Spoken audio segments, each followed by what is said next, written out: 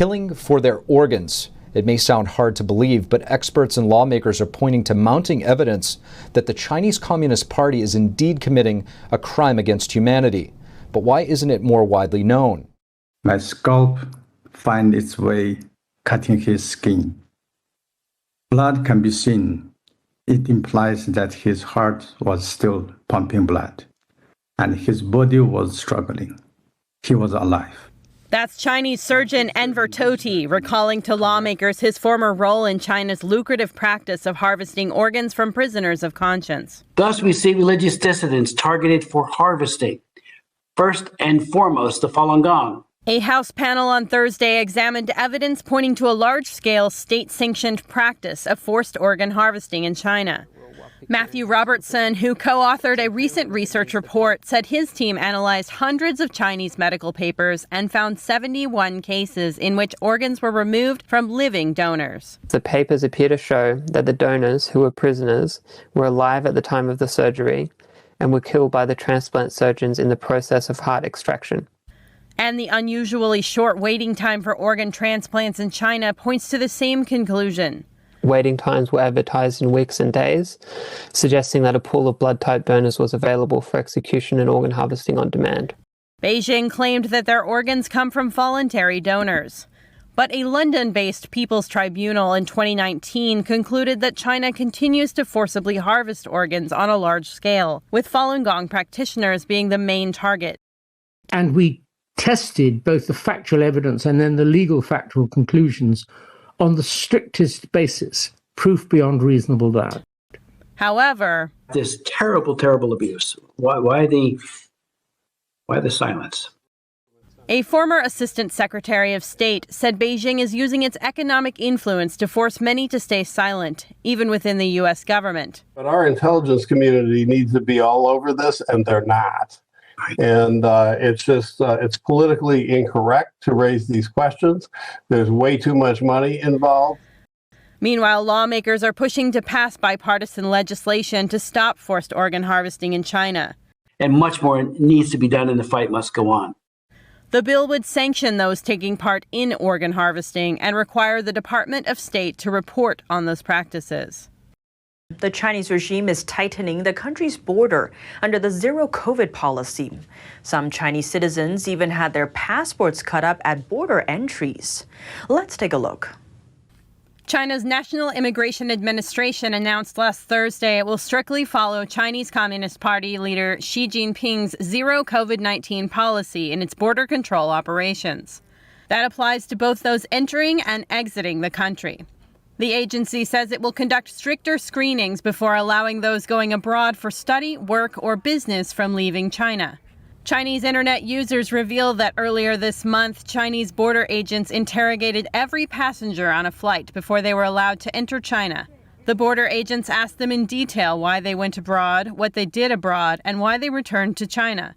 If their answers were deemed unsatisfactory, the border agents would cut up their passports, making them invalid, so the passengers had to stay in China. Some passengers had to promise that they would not go abroad in the future to avoid having their passports invalidated. A Chinese man who left the northern Chinese city of Dalian for Japan over a month ago tells NTD what he saw at the airport before his departure. I saw passports being cut up when people came back to China. I saw over 20 passports being cut up at the border entry in Dalian alone. If you could get the documents to leave China, get them as soon as possible. If you can leave quickly. This country is now really in an unstable state. It's closing its doors, and the control is getting tighter and tighter. Some agencies that support Chinese students who plan to study abroad say that the Chinese regime has stopped issuing passports for elementary and secondary school students who want to study abroad.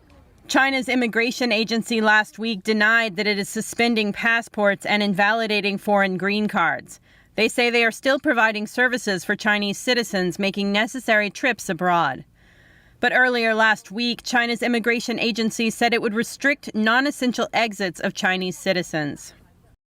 The U.S. needs to make real plans with China on an issue-by-issue basis.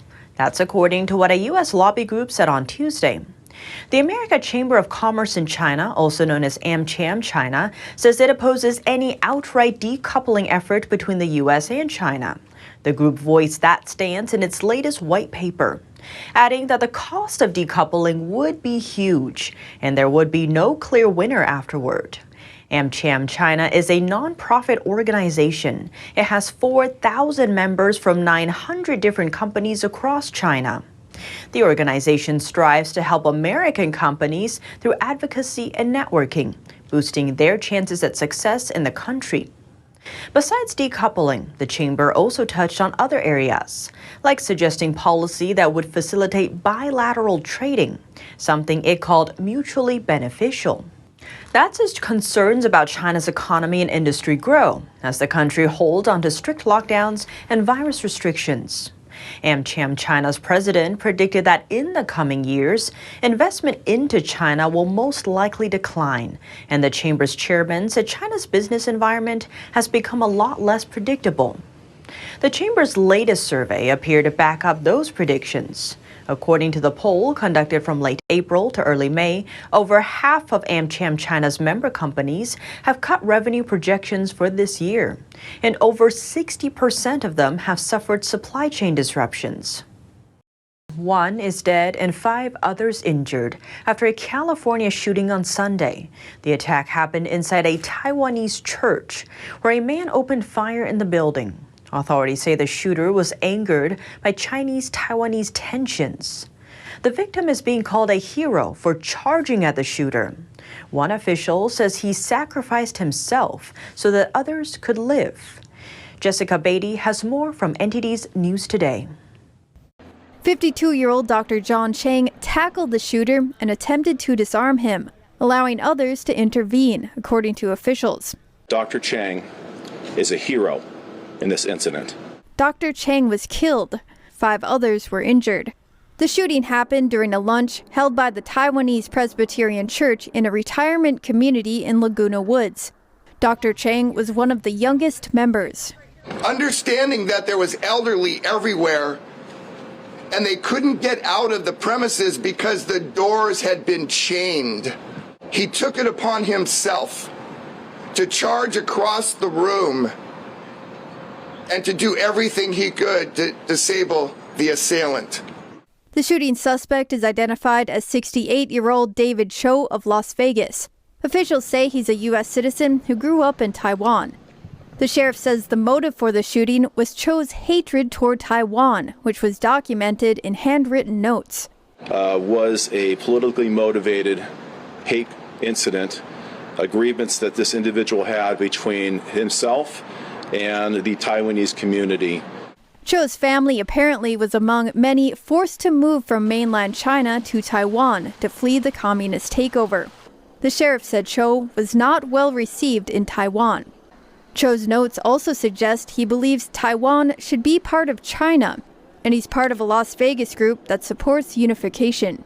It is believed the suspect involved was upset about political tensions between China and Taiwan.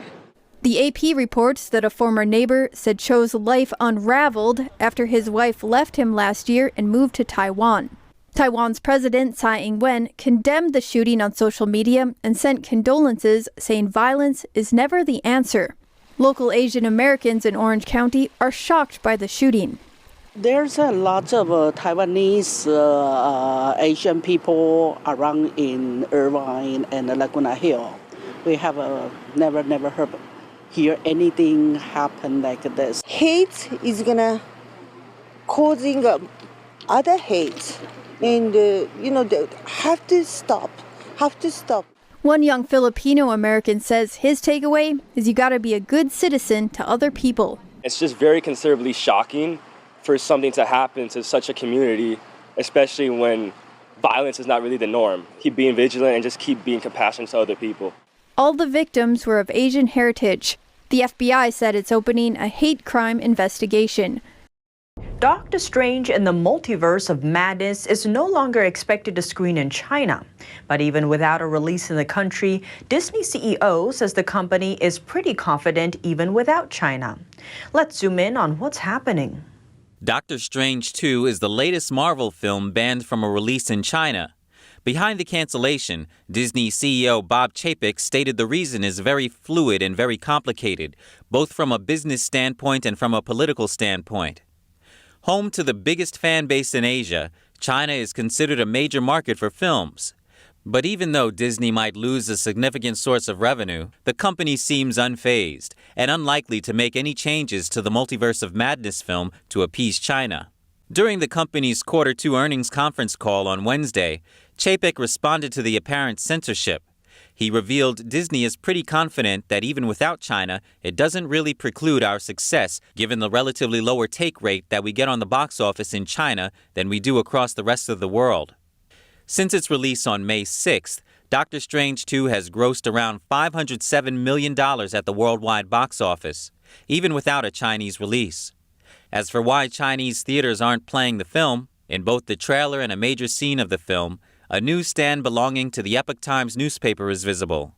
The media company is known for its uncensored coverage of China. Beijing hasn't given a reason for canceling the film, but isn't expected to approve the submission. It is not the first time Marvel has been iced out of China. Since Spider-Man Far From Home came out in 2019, Marvel has faced difficulty getting movies approved there due to China's authoritarian censorship and strict demands over what is and what isn't allowed to appear on screen.